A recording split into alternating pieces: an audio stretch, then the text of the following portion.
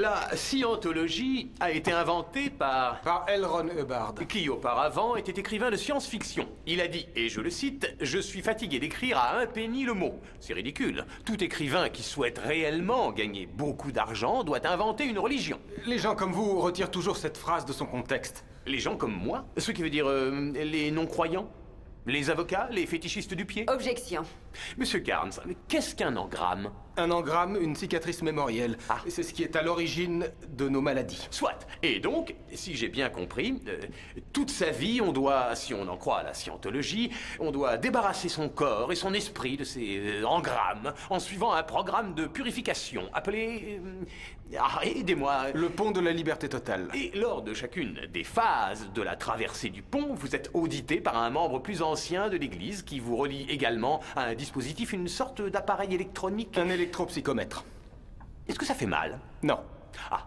Et une fois qu'on a parcouru toutes les étapes, on devient un tétan opérant, ou tatin, téton, non, tétan. C'est exact. Et les OT, c'est ainsi qu'on les nomme, sont censément capables de communiquer avec les animaux, faire se mouvoir des objets inanimés, quitter leur enveloppe corporelle à volonté.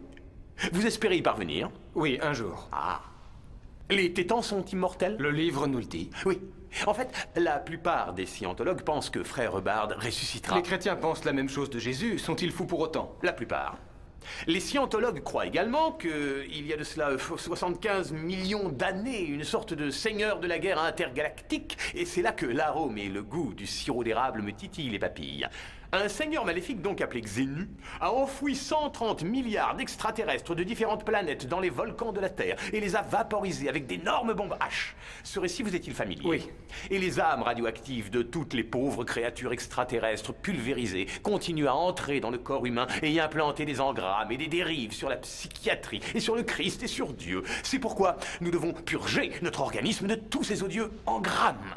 C'est exact. Et lorsqu'on se nettoie d'un engramme, l'évacuation s'accompagne souvent de bâillements ou de larmes, de sueur, d'odeurs, de halètements, d'émissions d'urine, de vomissures ou autres excrétions, c'est ça? C'est ça.